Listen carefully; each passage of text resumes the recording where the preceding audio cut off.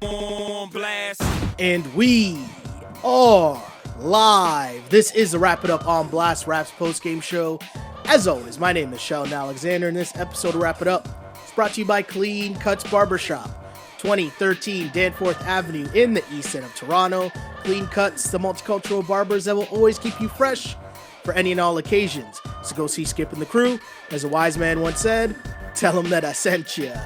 Check them out on Instagram at Clean Cuts Toronto or give them a call, 416-917-4833 to book your appointments now. Raptors fans, it's the unofficial start of the second half of the season. Really, I mean, there's like 20-something games left, so it's like way beyond two-thirds, the second right? half of the year. But we say unofficial because of the All-Star break. Yep. And the Raptors get off to a really good start with a 118-101 easy work type dub over the Phoenix Suns, right? Yeah. It's a light game. Light work on a Friday night, but that doesn't change. We are here live on the Wrap It Up podcast. Thank you guys for tuning in. My name, as mentioned, is Sheldon Alexander, and appreciate you guys tuning in live on Twitter at Shell Alexander, as you do after each and every Toronto Raptors game. Same thing goes for Instagram at Sheldon Alexander. Both places we take your comments and questions. If you want to see the full set, because we got a full crew here on Instagram.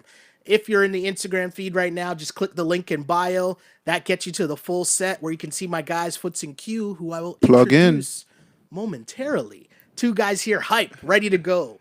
But if you're listening to this and you want to catch the full thing, because, hey, maybe you're on your way out, right? You're at the pre-drink, it's Friday night. You want to listen to the pod tomorrow, maybe, when you wake up a little hungover.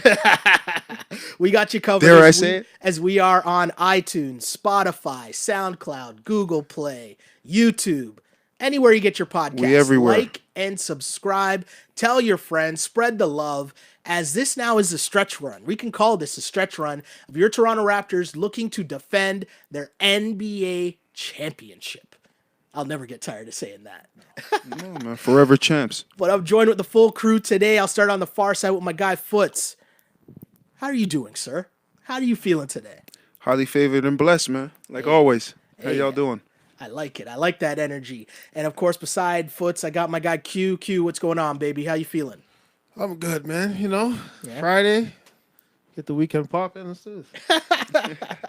A good weekend as well. Raptors made it a good Friday as they win, as mentioned, 118-101.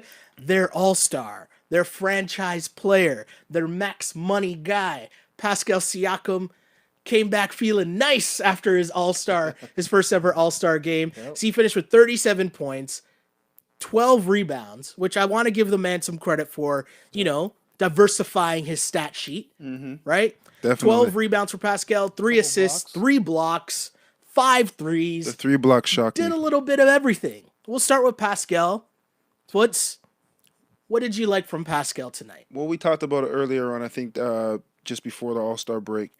Just being around the multiple other All-Stars that are there, he's going to pick up a few things. Yeah. Just like in his post-game interview, too, he had an opportunity to clear his mind, be with family. Yeah. Those things are important, especially when you're especially when you're defending a championship. Just call it what it is, right? So I think Siakam, the schedule gods were on our side, scheduling Phoenix in just after the break. Yep. So I think, throwing the Raptors and Siakam maybe an easy fish, was good for him and good for the team. Totally agree. And the thing, too, you mentioned a nice job by the schedule makers, Yeah. giving you kind of an easy layup. The way this game started made me wonder how early did Phoenix get into town? Because I know they're Phoenix and they're not that good, but this game was super ugly early. For anyone, especially not named Pascal Siakam, as he had 17 of the Raptors' first 31 points in the first quarter. And he was doing a little bit of everything. Started off 3 of 4 from 3. He was getting block shots. But Q, how important was the start for Pascal just to get off to a good start, but also to get the team off to a good start when they were struggling? Yeah. It was very sloppy. A lot of turnovers. Yep. Just ugly play. But Pascal, Phoenix it's one of those games where it's like it's good to get your groove back on them. You know what I mean? Like, yes, they got Devin Booker, but he didn't really have a big impact on the game. No. Outside of that, they got some young guys. But yeah, it's just Phoenix is it's a gym run. You know, Just Yeah, get the feel yeah. back after the break. You know, Federico had his tan going. Frederico. Is that a thing? right? We're running with this now? No, You know what's weird about this? I call Freddie Anderson Frederico for like no reason. Like there's no like logic behind it. It's kind of a joke me and Joe have Yeah. where I always just call him Frederico for like there's really no reason behind it. So it's just funny now that Yeah. Drake, which we'll get to in a bit, Yeah. had this whole thing with Fred VanVleet calling him Frederico because he looked like he had a nice tan. He enjoyed little vacation. his off season or his all-star break there. Yeah, so, he probably didn't touch a ball for the last 8 days or whatever. So it's good to get a feel back and do it against Phoenix, where it's not really. I mean, yeah, they made a couple runs, but it never really got. It was never really a one of those where like it came down to the wire. You know what I mean? Yeah, it was good to get back into the swing of things, and I think too, as you mentioned, it was a bit of a gym run very early on. But I thought it was interesting. Foots, what do you think about this when Javon Carter came in for the Suns? Kind of made things a little difficult for Kyle Lowry as they made some runs, but also, Lowry. I don't think the Raps are really ever taking them seriously. They were never taking Phoenix serious. But like, We're how important was it to have a game like this where it's just like, okay, let's get a sweat, but make sure everyone gets out healthy. That's about it. I think it's important. You know what I mean? At the end of the day, Jared came in, he was playing hard defense, but at the end of the game was never close. Yeah. Like even when Phoenix was making their runs, 7, 8, 6, it was never close. Like the Raptors would make two, they were never worried. They'd make two more shots or get two turnovers and turn into two extra baskets, and the game was back up to 12, 13, right? So at the end of the day, they never took it seriously, and it's good because now we have Indiana and we have Milwaukee looming, right? So it's even more important that we get the legs running a little bit, we get the shots, up, and we get ready for now Indiana, we get ready for Milwaukee. So a couple questions we'll get to a little later after we wrap up kind of what happened in this game. But as you talk about some of those teams looming, one of the questions we'll talk about later on definitely is looking ahead to the Raptors season. Who are you kind of worried about in the East? What do you think in first round matchups? Kind of stuff like that. Kind of a look ahead to the rest of the season. So I'll ask you guys the same questions in the chat. Send in your comments and questions. We'll get to that later on. But first, let's talk a little bit more about the game because we mentioned the first quarter. Raptors were up 31-23 after one. The second quarter, the run really took place, right? Lowry starts off, bangs into three. Terrence Davis with a dunk. He hits a three. Terrence Davis had 11 in that second quarter. Yeah. Quick timeout by the Suns, but it didn't really stop the run. OG was dunking up the place. But really, the second quarter belonged to Drake, who took over the broadcast and was talking real greasy about, which I'll start by saying this. I will always rep Drake for the fact that he reps the Toronto Raptors a lot more than any other non-player or actual member of the organization reps the Raptors, other maybe than super fan. That's facts. Right? So don't get me wrong when I say this. I was highly entertained by Drake's loose talk on the broadcast, and it had me wondering a little if he was sharing drinks with Jack, because Jack was a little hyped too for the rest of the game. The orange juice. But here's a question I want to ask you guys, and same thing with the people in the chat. What did you make of Drake not acknowledging Kawhi Leonard by name at all? Like he referenced Kawhi, but he never mentioned him by name. He kind of said that guy or people who might not have been here but left to go somewhere else. What did you make of that? I'll start with you, Q. What are your thoughts there? I think he's showing that because the last time we heard about Drake and the Raptors in the same sentence, I don't remember the last time he's even been out of the game. Is when the story came out about when Paul George said he went to Drake's house to speak to Kawhi in LA, when Kawhi was staying there, and that's where that deal kind of came to fruition. Right. So I don't know if maybe Drake didn't know that was going on and that happened and is feeling salty, or maybe he just wants to play as if he didn't know all of. There's like some PR damage control kind of being done where I gotta be like a mad now that this happened because I thought when that story came out, I thought people kind of made something out of nothing where they were turning it into this big deal as if like Kawhi and Doc Rivers and Ballmer were all like camped out at Drake's house. Yeah, with Drake there serving them drinks. Yeah, right? Plotting his move to the Clippers, ridiculous. Which is not really how it happened, right? And so I think Drake is, if he's anything, he's a master marketer. Yeah. Mm-hmm. And so how do you endear yourself to a Raptors fan base that I don't want to say is easily manipulated, but you're easy to get support if you know the pulse of the fan base is still kind of salty. Yep. There's a lot of like, haha, Kawhi, you left us, and now look, we're still good. We're doing better than the Clippers are right now. Yep, There's definitely. a lot of that greasy talk going on right now in the fan base. So isn't it just a good marketing look for Drake while he might be putting the finishing touches on an album? For sure. It's a welcome Toronto night. Yeah. He's feeling himself, and rightfully so. But do you think there's any seriousness to him kind of being salty about Kawhi? Or it's all just in jokes? It's all jokes because it's easier for him and the Raptors just to play it up like that. Yeah. Right? So, it's innocent. And I feel like there was a picture floating around anyways of Drake's house, and there's like a Kawhi Leonard Raptors jersey hanging up in the man's house. Yeah. So like, again, and I think a lot of it was all for fun, and it was entertaining because it's gonna go viral. All the clips of Drake salsa dancing after Freddie scored a basket, right? Him not mentioning Kawhi by name, all those jokes. And I think it's again, it's just to kind of move on from Kawhi, right? Mm-hmm. If every time you do an interview and you have to talk about Kawhi, it's kind of like there's still that memory of what was or what could have been, right? Whereas it's a new season. He's not on the team. We're going forward. We're doing good. We're still going to try and defend our title. We don't need to keep mentioning that guy. I had a funny back and forth with one of my boys, Trizzy, that I work with. And it was funny because someone posted very recently, remember the bucket by Pascal Siakam to seal the win in Game 6 against the Warriors? Like to seal it. Like he gets it late, steps around, does like a Euro step around Draymond, gets like the floater in, and that basically sealed the game for the Raps. Right. So someone posted that picture, or that video,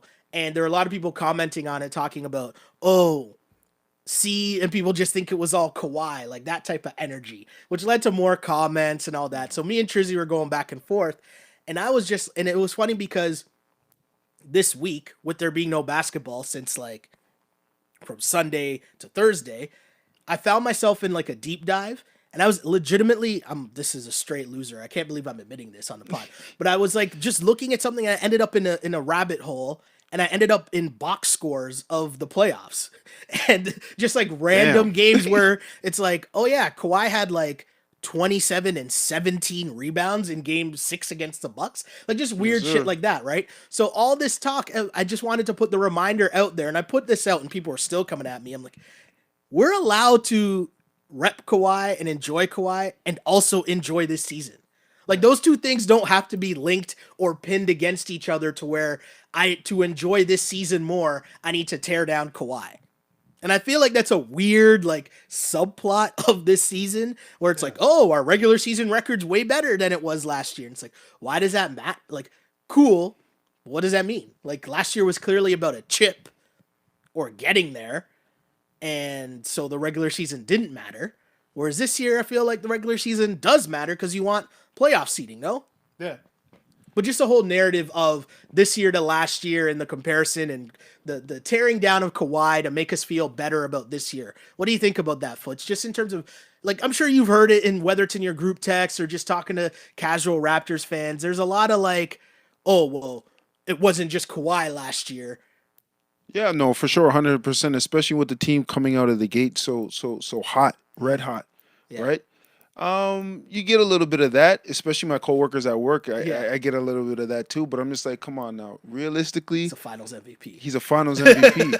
It's still that bitter girlfriend. Like, we had fun together, but I moved on, and it's just like, and that's great, but there's no way you can kind of watch this team play this year and not think that having that championship and having those experiences, which I mean, if you're giving the credit to anybody, like I said in one of the posts, was the only man that gets more credit than Kawhi for our championship should be Masai, who brought Kawhi in, right? So there's no way you can watch that and not see that this team has evolved because of those experiences. There's a nice little, check out my swag, I walk like a ball player. Like, there's a little extra pep. Yeah, of course. Like Siakam, right? what were we talking about late in the game? He hits the layup over dude, and he's telling dude he's too small. I never seen Siakam talk greasy like that, really. Yeah. Never. Right? Right. and then just the fact that Kawhi left, so these guys have something to prove, right? Because everybody counted them out. So everything we're seeing, the team's whole demeanor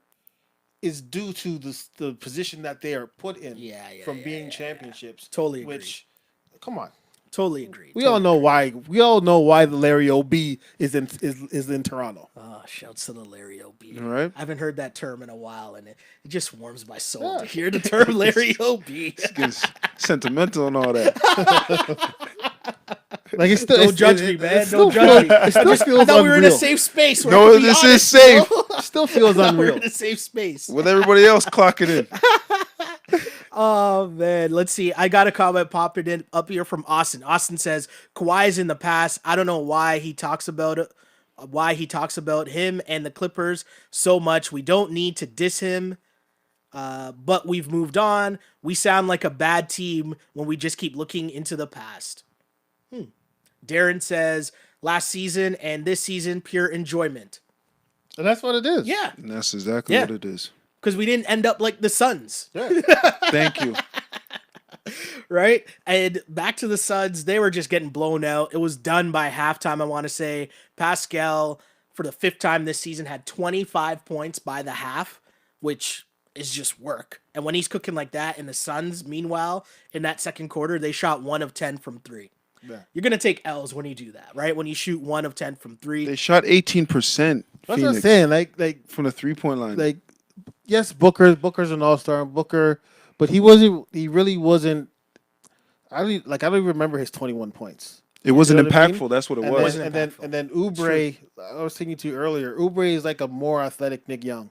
The tsunami poppy. Yeah, he just he never took a shot. I just literally wanted. He never to took say a that. shot. He's definitely he feeling didn't think himself. was going in, and you know what I mean. He had a dunk we had a dunk like a minute into the game, and he was staring down the bench, and it's just like, it's a lot of show for nothing. Exactly. Where like really they got run out of the gym, because I think this game was over by the 3rd quarter, where the Raptors at that point they had 17 points off of turnovers, 23 fast break points, and the only reason it was kind of close was because the Raps had like mad turnovers themselves. I mean, getting back to Drake, like they spent the whole second quarter talking to Drake. Yep. Like I don't even remember. Like I couldn't even tell you what happened in the second quarter. It was Terrence Davis getting busy. Yeah, but it's like most even the broadcast. Oh yeah, was just Drake. Oh yeah, you know what I mean. Drake talking, so talking the broadcast crazy. didn't even take the Phoenix Suns serious. You know what I mean? So and the man asked for a drink in the middle of it, and they brought the man a drink. Disrespectful. Hey man, I ain't even mad at it. But if you sub any Toronto mans in there, they're doing the same thing for sure. And the thing too that I find so jokes is just like, I can't stop but think, look how far the Raptors team and franchise has come. Right? Yep. Like there was never really a point where you knew a lot of times, okay, this is a guaranteed blowout and that would happen. Yeah. Right? Where I feel like there's a lot of times now with this team, and I can't even say I'd expected it this season, but there's a lot of times where you look at squads and they come in and you're like, okay, this is going to be a blowout. And I'd be stunned if they didn't blow out this team. Yeah. And that happens consistently now. And it's because of what we are just talking about, where they consistently push the pace. And that's a Kyle Lowry, that's a Fred VanVleet, that's using your advantage. And every time now the Raptors get matched up against one of these teams, right? Because I feel like we went through this with the Magic. There's another team they played as well, where we kind of went through their draft picks. Yeah. We're like, how has this team been so crap for so long? And you compare them to the Raptors, where it's all late first round picks or undrafted dudes. Yeah. And this is the same thing, right? Like you're looking at DeAndre Ayton, who's a top pick. Bridges is a lottery pick. Booker's a lottery pick. Like you have guys. Oubre's a lottery pick. Like you have guys, and it's like Sorry, say that again for the folks in the back for me. Culture. But you're forgetting, like, this is the team that traded Isaiah Thomas for a bag of nuts. And they really haven't recovered from that period. Yeah. It's real, though. Yeah. No, it's real, though. And expand on the culture thing for me, though. It's a culture thing, right? Because you got to look at it too. Phoenix. This is the same team that had 3 starting point guards on the same run. Yeah. Right. Yeah. So is this one of those things where it's just like from the top down? They haven't been able to put it together. They haven't been able to put it together, right? They haven't been able to get a GM with a right vision to see, hey, we need Booker. We need to build around Booker properly, right? I think it's starting a little bit with Aiden now.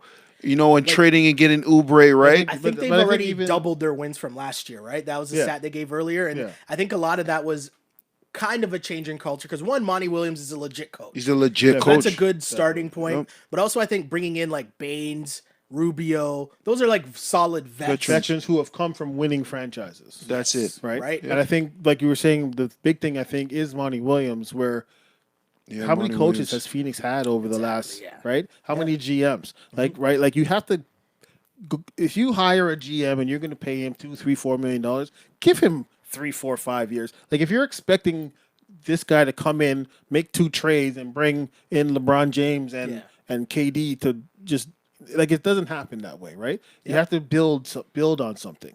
Yep. As U-Dog Mine checks in and says, don't forget the Suns also passed on Doncic, even though they had his coach from Slovenia, which we were looking at the draft earlier on, right? Because I was like, Ayton went first, that makes right? No and then sense. We were looking it up, and I was just like, there's a lot of things that make no sense about that draft, but that is definitely one of them, right? That, like, you didn't even come, like, I know that you had the top pick, and I know that Ayton was the number 1 prospect that people kept saying, but I remember sitting here with you. I'm not sure if Foots was on this one, but we were doing a draft, either recap or preview, and I remember stating the question then, if the league right now is all about guard play, space and pace, and shooting threes, why am I taking a big man first overall? I remember saying that then, so it's not hindsight. But we kind of look at that hindsight. Booker, the Booker factor. If Doncic is there with Booker, yes, that's an incredible tandem. Mm-hmm. They can't play off each other. But Booker ain't giving up that rock. Booker ain't giving up that rock, and that's what they're thinking. Just think, Dallas cleared the deck for Doncic. Yeah, don't think. Listen. There's guys that were taking and making shots on that roster, and they cleared them. I know what you're saying. I'm still gonna go down and hey, I'm not gonna pretend to be the biggest Luka Doncic guy from the draft because I wasn't. I was more of like prove it. I just know that I wasn't going with Ayton. I just think Doncic just came at a wrong time. I think after the Bargnanis and the Skeetishvilis and all those European guys that were supposed, even Valanciunas, right? Because when Valanciunas was drafted, remember Valanciunas was a 5th pick. They drafted him knowing he wasn't coming over, as if he was just gonna come in and be Shaq. You know what I mean? Yep, when all these guys don't pan out, all these European guys don't pan out, right? The same thing is gonna happen with Canadians. Yeah. Right? Yeah. After Bennett and then Wiggins, you know what I mean? RJ was not going first. Yeah. And we keep talking about this when we talk about other teams. If people are tuning in wondering, like, why are we talking about the Suns? I do this as a reminder so that we're thankful for the Toronto Raptors team and what Masai Ujiri and Bobby Webster have put together over the years, right? Because you look at it and you see multiple teams with consistently picking in the lottery, and they can't get out of their own way. But there you go, right? Austin, it says they also drafted Dragon Bender at number 4, who just signed a 10-day deal to play for Golden State. Yeah. You know what I mean? So you kind of... Yep, they had to ship out Marquise Chris too, right? Exactly. Yeah. It's so weird. It's an odd thing, but again, it goes back to what you said, culture. Because the Raptors pick people that fit into their culture already. You know the work ethic that a Fred VanVleet's going to have, that Terrence Davis is going to have, that everyone's like, why do they love Patrick McCaw so much? Why is Nurse like Patrick? Because it's culture, right? That man's going to play defense. Rondé's going to muck it up. We know Kyle Lowry is a taking charge king. Like, these are just things that build a culture. And at least, and this is going to sound weird because I heard I'm not going to say the person's name because I feel like it'll sound weird if I big up this person. But anyways, they're talking about hockey, and they're talking about the Leafs and the Leafs before they won the last game. But the point the guy was making was, what is your identity? How do you play? Yep. How do you win games? And I think that transfers whatever kind of sport you're playing, right? What is your identity? How do you win games? When teams come to play you, what are they going to expect? What are they getting ready for? And I think with this Raptors team, if someone says Don Cherry, no, it wasn't Don Cherry, but that made me laugh. Well played. It wasn't Don Cherry, but that's pretty good. Well played. But the point remains, right? It was just like, what is your identity? And you look at the Toronto Raptors and you know right away, you're going to get a hard-fought battle. You're going to run up and down. The team's going to play defense. They're going to do that. And when you go against the Suns, it's like, okay, this is a run. Yeah. This is a legit run. I just got to make more shots than they do. Totally.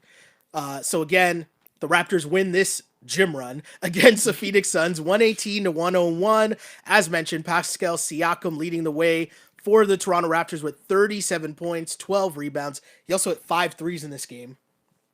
Give him also 3 blocks. All 5 Raptors starters in double digits. Terrence Davis off the bench. He chipped in with 14 points. Solid games all around from the Toronto Raptors. And, you know, I guess we should mention the fact Marc Gasol still appears to be a ways away. Yep. As Nick Nurse mentioned that they're more worried about saving him to the playoffs, which I think we'd all agree makes sense. It's the best move. Right? That's the best move. Norm seems to be on the way back, but we're not really sure when. But once his team gets healthy and we look ahead now, let's kind of switch gears. There's a couple questions I kind of want to bring up just to see what you guys are thinking here, right? So if I were to ask you guys, because I'd assume most people think it's the Bucks, right, are the team to fear the most. But if we remove Milwaukee, which team do you think is standing in the way the most from a Toronto Raptors getting back to the NBA Finals? Which team in the East are you worried about the most outside of the Bucks? You go, Q. Miami. Okay, why? Their star player can affect the game in more ways than just scoring. And he, aside from him being a Raptor killer for most of his career. So what I say is, like, if they throw a box and one at Jimmy Butler is still going to eliminate a guard on your team on the offensive end. Okay. Right? Okay. Their supporting cast is much like the Raptors, where they have something to prove. They work hard. They're in the NBA because, for the same reason, Fred VanVleet and Terrence Davis and these guys they got a bunch of undrafted guys, right? Too. They have a bunch of undrafted guys that fit their system and play their role, right? I think the two pickups they made in the trades, getting Iguodala and Crowder. Yep. Those are good pickups. Solid pickups. Good veteran guys who are going to rebound, fight, play defense. Because if there was a one flaw about Miami, people would have said they're young. Yeah. And they were relying on a lot of inexperienced guys, whether it's Tyler Herro, Duncan Robinson, Nunn, as mentioned. Those guys haven't been through the battles yet. Exactly. So you bring in Iggy, you bring in Jay Crowder, that adds a lot of toughness, playoff grind, and guys that aren't shook. And I think that's what you need when you have young guys is because they don't know, those guys are going to come in and it's going to be another basketball game to them, right? But then you have Iggy and Crowder, Jimmy Butler, who are also going to, put some fight into them as well. Yeah. And then on top of that, Bam, I think this is Bam's breakout season. He's, he's another guy who's going to be in the running for most improved player. So they're just a solid team. And the other part, too, when you look at Bam Adebayo, the thing that he's done so far this season is he's done a really good job on Pascal. Yeah. Right? Like, Pascal's had a lot of trouble getting busy on Bam. So that'll be an interesting matchup for sure. I'm going to read some comments before I get to you, Foots. Matthew says, I ain't worried about Miami. I'm reading the Miami-centric comments right now. People that agree with you. Quentin checks in and says he also thinks the Heat. I am why Dubs cry also says the Heat. Pastor Wesley says Philly. Alex says Boston. Ann says Miami. U-Dog Mindset says the Heat. There's a lot of two-ply gal says Heat. A lot of heat here. And let's see. Ann says Jimmy's confidence. That's the thing that does it for her. Another comment says Butler always plays well against the Raps, going all the way back to his Bulls days. Foots, let me ask you, what do you think of, other than the Bucks, who worries you the most if you're the Toronto Raptors? Honestly, I'm gonna bring up a team that nobody's really talking about. Okay. I'm gonna go with the Pacers. Okay. And this is why I say the Pacers. Okay. They're really well coached. Yes. Really well coached. They picked up Brogdon. Mm-hmm. He's a sleeper. Yeah. When Chris Middleton was MIA for Milwaukee, that second man, the second leading player, their second best player was Brogdon. Facts. Oladipo's back. Mm-hmm. And Oladipo now was an all-star in the East easily. Mm-hmm. So you can't sleep on that. That's their superstar type of player, right? That can take over a game in that fourth quarter. And Oladipo's done that before, right? So, and I feel like Miles Turner and Sabonis now, they know their role. It's a solid front court. But again, too, their backcourt dictates the scoring. Yeah. Their front court just dictates what's going on inside and rebounding, right? So it brings the toughness.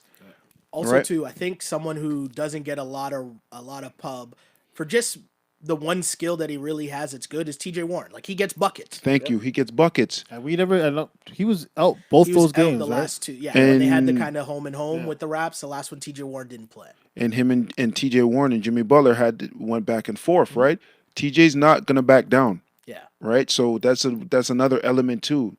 You need those guys in the playoffs. Sorry to bring up Phoenix again, but that's another guy Phoenix gave away TJ Warren. They drafted him. They paid Indiana to take TJ Warren. Look at them. It's interesting. It's super interesting, and I like that sneaky pick of Indy, especially because that could potentially somehow work into a first round matchup, right? They look real similar to the Raptors. Very similar. We talked about that in that home and home is when you look at their bench. A guy like Justin Holiday, I don't know if you guys remember him with the Bulls a couple of years ago, but he gave us a 20. Yeah. Easily. Every game he gave us 20. Different Raptors team, of course. Holiday there's certain guys. Solid bench. Holiday reminds me of DeLon Wright. Similar type of player, young, very versatile, can play the 1 and 2 if need be. It's an extra playmaker. They're deep as well. They go 10 deep, they got TJ McConnell. They got McBuckets coming off there. Aaron Holiday. They have They got some guys. It's interesting for me.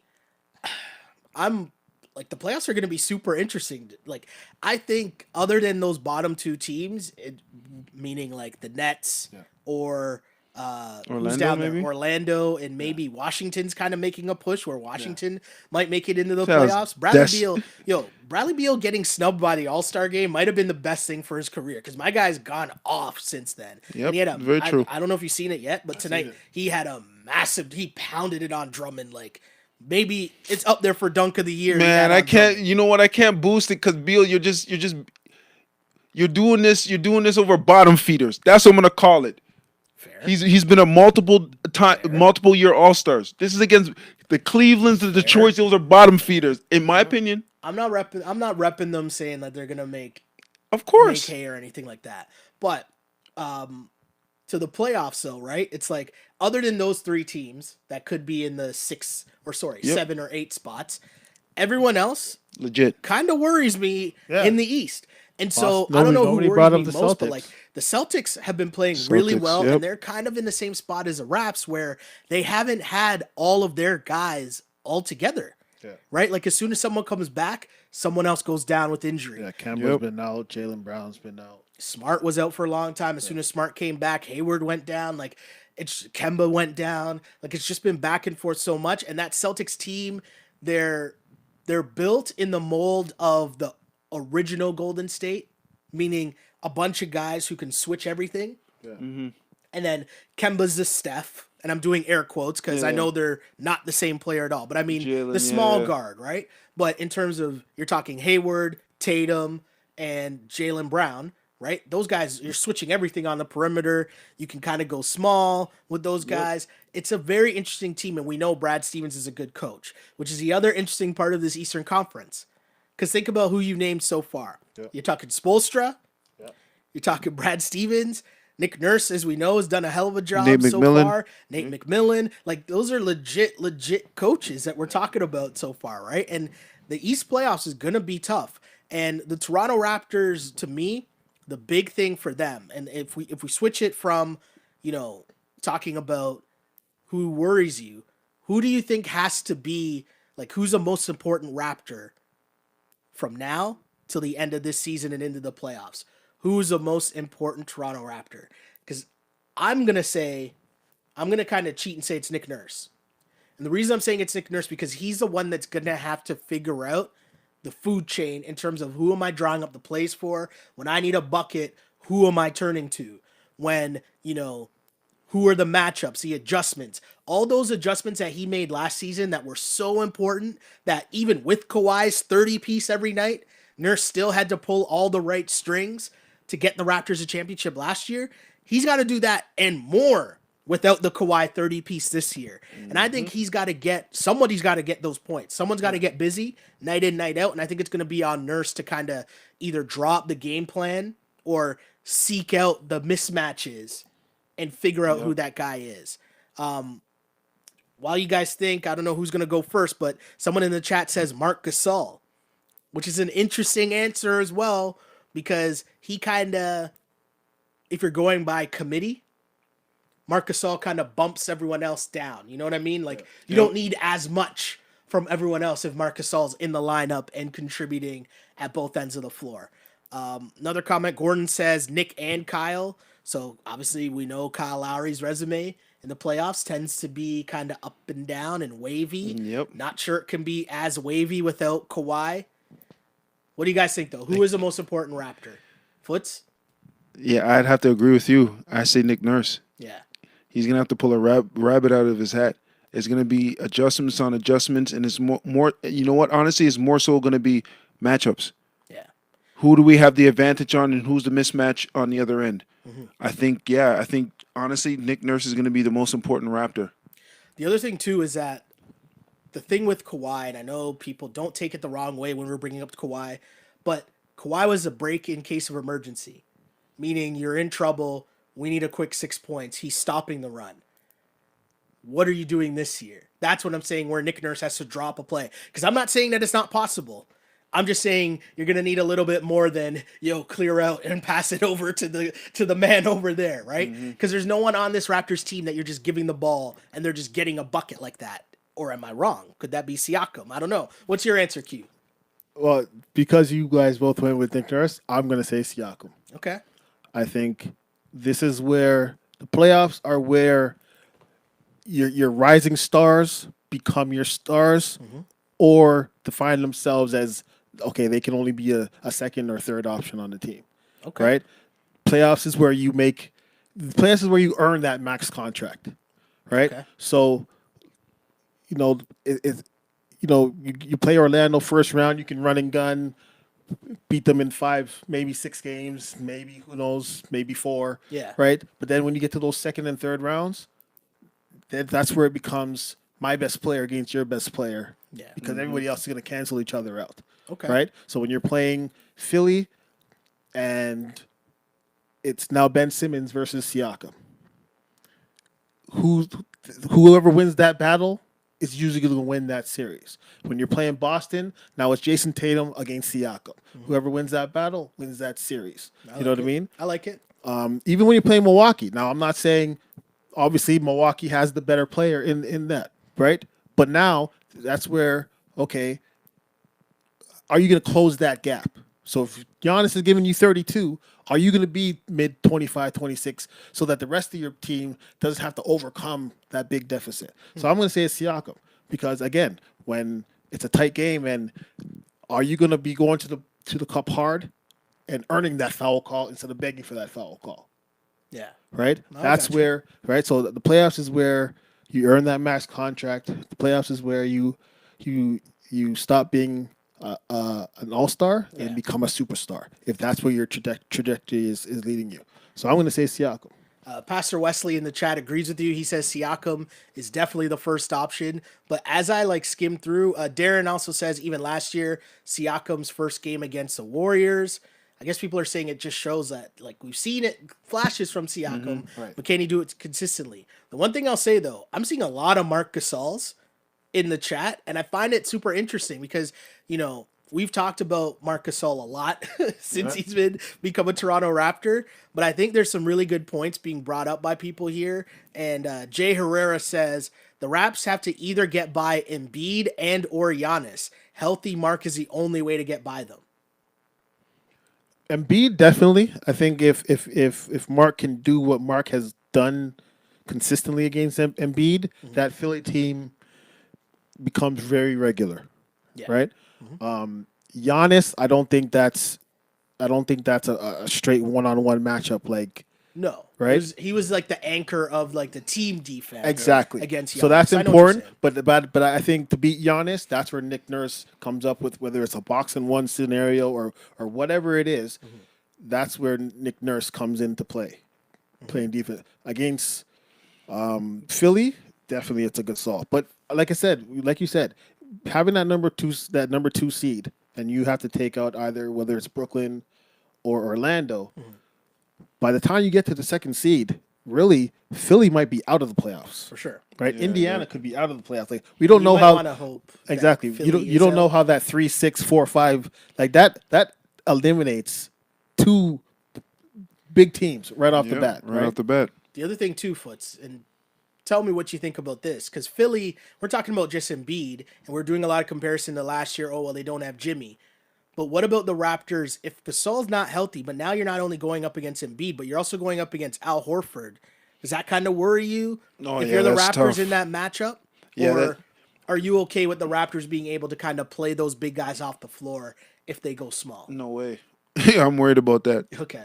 Yeah, I'm worried about that because at the end of the day, Embiid's tough already. Yeah. Now you're talking about Al Horford. He's a solid, legit NBA All-Star. Yeah. Yep. Right? Like he's not going to go out and drop 35 on you or anything, but what did we learn last year in the playoffs? Sometimes it's about the key rebound, right? And how big winning the rebounding battle is. And if you're telling me that, you got to go Serge as your only lone big, like if Marc Gasol's not healthy and it's Serge is your only lone real true big against Embiid and Al Horford, I think that's too much. That's tough. That's too much to overcome. So clearly what the Raps are doing now in holding off Marc Gasol to ensure that he's okay for the playoffs, I'm totally behind that.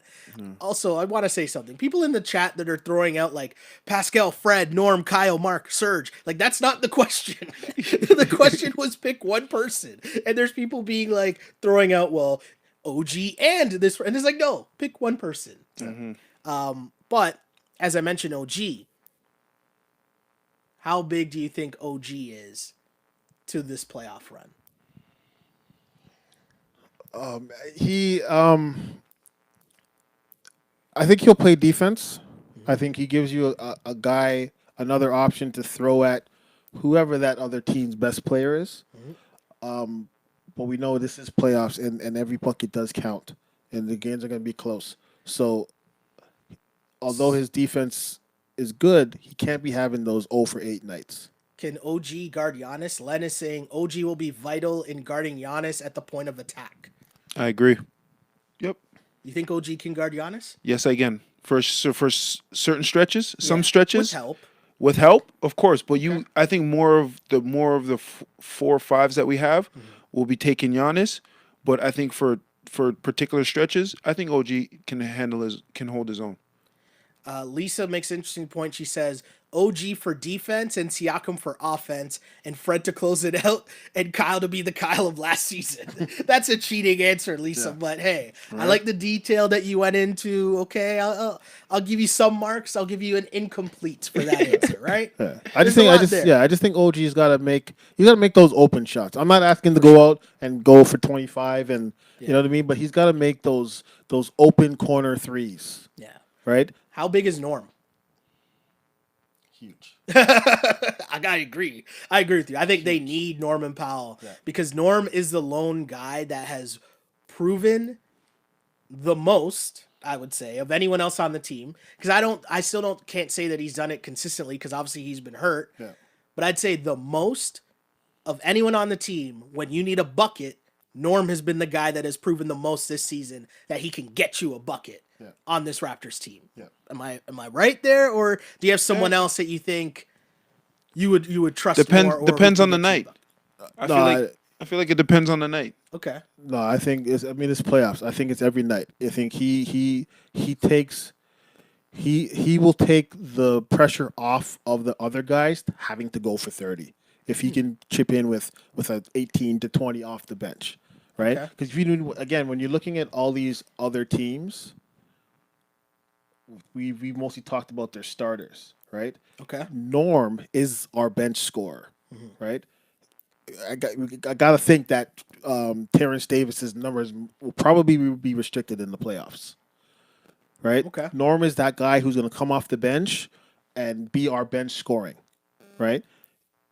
And he's a guy who's capable of outscoring another team's bench by himself. Yeah. Plus, again, I said he takes the pressure off of Pascal having to give you 35, right? Or Fred and Kyle having to give you 20, 25, right? He's the one that, when you're talking about going up against Giannis, it'll be him plus Siakam who will have to make up that difference. Interesting. So Norm is definitely, if it's like a Philly series like last year where Norm was taken pretty much out of that series, we this year we don't survive Philly, that. It's weird because I feel like every team provides a different like matchup problem, which obviously the Raptors can flip and turn it into a positive, but like you're talking about this Fred and Kyle backcourt against Richardson and Ben Simmons backcourt of Philly.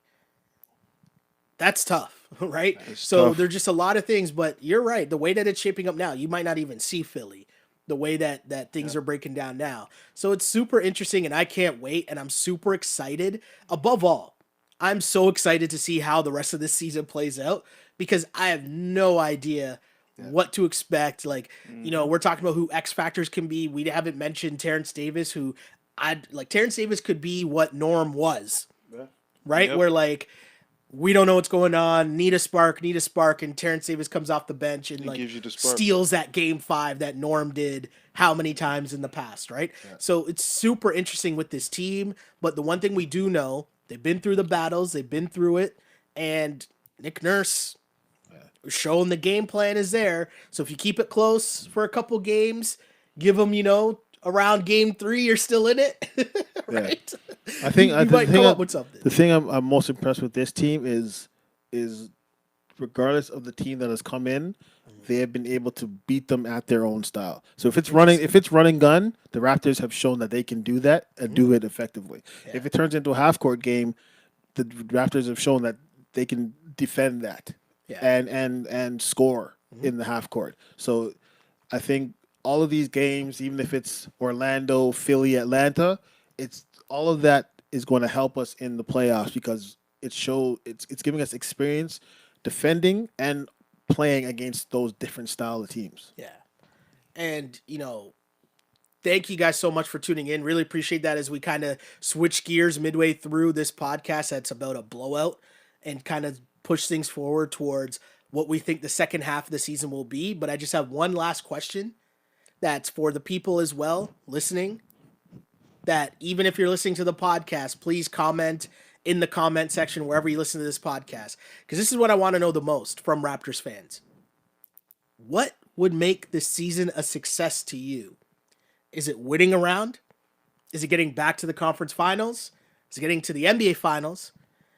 Is it this season's already a success because you've done such a good job throughout the injuries and losing the finals MVP? Like, what would make this season a success to you? Like, the season ends, season's over, and you're like, you know what? That was a good year. That was successful season, title defense for the Toronto Raptors. The first thing that comes in the chat from Darren, and it says title repeat.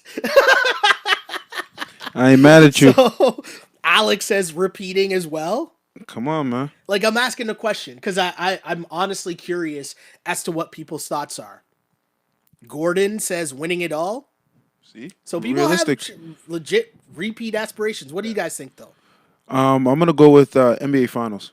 Making the finals. Yep, getting back to the finals. Okay. Why do they have to make it back to the finals for you? Like, if they lose in the second round, why is that disappointing to you? Because we've been there and done that. Okay. Like I feel like the second round, the first and second round, that's the DeRozan. That's the DeRozan era. You feel me? Like we've been past that. We've graduated from that. Our culture is beyond that now. We're conference finals type. This is where I see our franchise. We're conference finals. We compete for conference finals now, regardless of what it is, regardless of who's in the conference. Doesn't matter. That. Before you answer, Q, I'm going to read some comments. Okay. Mike says Eastern Conference Bucks Game 7. Raptor Homer says it's already a success, but going back to the finals is icing on the cake. Gordon says no disappointment to me. More comments here on Instagram. And says 60 wins in the Eastern Conference Finals. James says at least take the Bucks to 7, which I'd assume would be the conference finals, right? That's my assumption there. Two-ply gal says making the finals. Pastor Wesley, making it to the Eastern Conference Finals would be enough for me. Let's see. Austin, it would be a success if we can show Giannis the Bucks might not be as good for his future, and he has a better future here. That's an interesting take. I like what you did there, Austin. Yeah. I like that. Ragul says second round, but I think Siakam can reach superstar potential by next year. And Len, I think sums up what you were just saying here. Len says, after tasting Larry O.B., you can't settle anymore. You can't. It's interesting. Q, what do you I definitely feel that sentiment. I'm like, why can't, like, there's not really. Okay, so I'm gonna say it like this. It depends if you're not getting to the finals. It depends how you go out. So, so if first, okay, you got to definitely we're getting through the first round. That like I won't accept the first round exit. Second round, if you got to go, you don't know who you're playing. You're playing Boston. You're playing Miami. Who knows? Yeah. It's got to be a 6-7, and it's got to be fought games, right? I don't want to be like, oh, this is the better team, and they beat us. Even if they beat us the 6, but they're beating us, and those 4 games are blowouts. Like it's got to be, you know what I mean? For me, and everybody keeps saying beating the Bucks in 7 Eastern Conference Finals. I still don't see the Bucks as a guarantee to get there. Right? Like we just said, Miami and Indiana, right? The Bucks have to go through those same teams, and there's no guarantees that for sure, right? Other than Giannis, that team doesn't really say championship to me. You know what I mean? So I think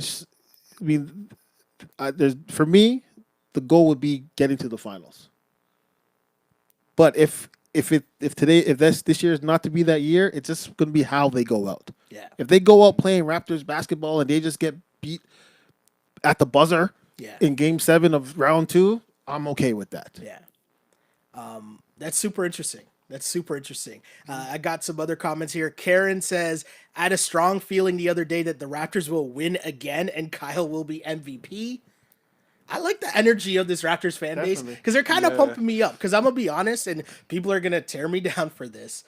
But to me, as you said, right, I see them winning the first round and I kind of had this from the start of the year, but like getting to the playoffs and winning a round, that's already a dub to me in your title defense because I'm still in the mentality of you lost the finals MVP of the league. Like you lost your best player and you're able to come back. So now you're telling me you're able to come back. You're going to get close to 60 wins, right? And win a round in the playoffs. And the playoffs, I don't know. To me, the playoffs are a whole different season, right? Like what's going to happen in the playoffs? I don't know. Like we'll see what happens, but win a round and I don't know if I'll be mad. And maybe some of that's just the fact that I'm still off last year's high of winning the championship. And I feel bad that I don't have the same mentality that you're talking about where it's like, no. We off that first round, second round stuff. Like we have higher expectations now. I like that. And I don't know why I'm not there yet. I don't know why. And maybe like when we get into the thick of it, do you know what I mean? Then I'll be like, what the hell? Could have won that game. Let that game slip away, blah, blah, blah. But I don't know. I'm just looking at the top tier Eastern Conference teams, and there's no stone cold killer. There's none. Yeah. Giannis is if Giannis is that guy, he hasn't shown the ability to be that guy. Trust me, I agree with everything that you're saying. Like Chris Middleton, we don't believe you need more people. Bledsoe, we've seen his resume come playoff time. George Hill, who's repping George Hill. Like, don't get me wrong. I'm totally right there with you guys. I could see anybody beating the Bucks. I could see, and not anybody, you know what I'm saying, right? Like Miami, Boston, like none of those teams would surprise me if they made it to the finals, right? And when I look at this Raptors team, the thing is, maybe I'm just so much in awe still, right? Like I'm in such awe that I'm just like, I can't believe how great they're playing this season that I'm just kind of going to ride the wave into the playoffs and enjoy it and just hope that they're healthy and enjoy the ride into the playoffs because this has been so much fun so far and it's been such an incredible season to enjoy. And when the matchups, it's going to come down to matchups, which sounds cliche, but I legitimately think that it just comes down to matchups where the Raptors match up to me better against the Heat, better against Milwaukee than they do Philly. Yep. And I know that sounds kind of crazy, but Philly just seems to be like a matchup nightmare to me, and Boston might be kind of the same, but at the same token, for different reasons, the Heat, it's like, well, they got Jimmy and Spo. And those are the only two people I'm looking at right there is Jimmy and Spoelstra. Either way, well, that's what I'm saying, so right? Much because fun. Nick Nurse has already outcoached Brett Brown and outcoached Bud. Yeah. So I don't know, man. It's just interesting. I can't wait, man. It's going to be a fun playoffs, right? A hot streak in a game plan. Listen, the Raptors could be in the finals again. I just think it's I just think it's playoffs, and I think that just seeing the landscape of the Eastern Conference, even if you're Philly, I think you're going into the playoffs with the same mentality. Like it's like, why can't we get to the championship? Yeah. Who's really gonna stop me? Yeah. No, I got you. I know exactly what you're saying. This Instagram feed's about to go down. We'll probably still be going for about another 5 to 10 minutes. So Instagram, go to the link in bio, click the link right in the link in bio, join the conversation as we're about to wrap things up here. But I'll say this much, okay? I'm so looking forward to the playoffs because I look around on this Raptors team and there's so many guys who have taken steps this season. So who's to say there isn't the next step? And I'm so excited to see who that could be when it's like the chips are down, we need a bucket, who's the man? That to me is so exciting, and that's what I can't wait to see. Is it going to be Kyle? You know, Kyle giving the one last hurrah. Yeah. Is it going to be Fred trying to get the bag? That's what I was just about to say. Right? Is it Pascal? Just even Mark. I mean, there's a reason why I have Fred, Mark, and Serge in my fantasy. I'm like, these guys are playing for their livelihood, right? Mm-hmm. They're all going into free agency and they're trying to still get those $20-30 million deals. Totally. Playoffs would be a big way of earning that money. You're totally right. And that's a part that's so interesting to me. How is this going to play out come playoff time? Who's the guy you go to in crunch time? Because, you know, I guess the reason, you know, it always goes back to Kawhi was because you knew, like, that was the guy you were relying on. Yep. Right? And, like, even though other guys finally stepped up in Milwaukee, in whatever, you look at those box scores and my guy was still somewhere between 25 and 35 every rip. Yep. So who is that night in, night out while also playing defense? I can't wait to see, man. It's going to be exciting. But in the meantime, there's some big games as the schedule heats up. As mentioned, the Raptors will move on and play the Indiana Pacers on Sunday. Then they got the Bucks coming in on Tuesday, and it's gonna be, we're gonna get some playoff type intense matchups. I feel like, especially in the East, because teams are gonna try to set some statements, right? Because the East, there's so much jockeying for position, so it's not gonna be load management games or people sitting out or anything like that, right? So there might be some statement games coming up, so that's gonna be super interesting down the stretch. So as we watch those games, where can the people find you guys and, you know, get your opinions in between games, you know, tell us where we were right or wrong about, you know, what we just said. Foots, where can the people hit you up on the socials, man? Man, you can find me at Eastside O on all social media platforms and DDS Q? Simply _Q. Again, all social media, Twitter, Instagram. or at DDS Caps. Check us out, ddscaps.com. And I'm here for every big boy game and even on games against Phoenix Suns. I was rocking my DDS sweater the other day, and people were like, yo, where'd you get that sweater from, yo? To tell them, right? That's a shout out to plug. DDScaps.com, right? Tell the people where to get the stuff. You know what I'm saying? But yeah, my name is Sheldon Alexander. Thank you guys for tuning in to this Wrap It Up podcast, your only live and interactive Toronto Raptors post-game show. And trust me, this is a place you want to be to get your Raptors talk as things begin to heat up in the Raptors title defense. So thank you guys for tuning in, whether you do it live on Twitter at Shell Alexander. Same thing goes for Instagram at Sheldon Alexander. And of course, that's where we take your comments and questions during the pod. But 24/7, all the time, 365. We're available on iTunes, SoundCloud, Spotify, Google Play, YouTube. We everywhere. Everywhere you get your podcast. Like it, subscribe, download. Hit us with the like button. Hit us with the share button. Subscribe on YouTube. All that fun stuff, because that's how we spread the love for your Toronto Raptors team. Because I'm going to be honest with you, it's a disrespect that there aren't bigger platforms giving the Raptors the love and respect that they deserve. Because trust me, I get the ratings every day. And they disrespecting out there. That's all I'm saying. So the more love and support that we show platforms that rep the Raptors, the better it will be in the long run. And in the meantime, the Raps are just going to keep winning anyways. And you can rock with us as always.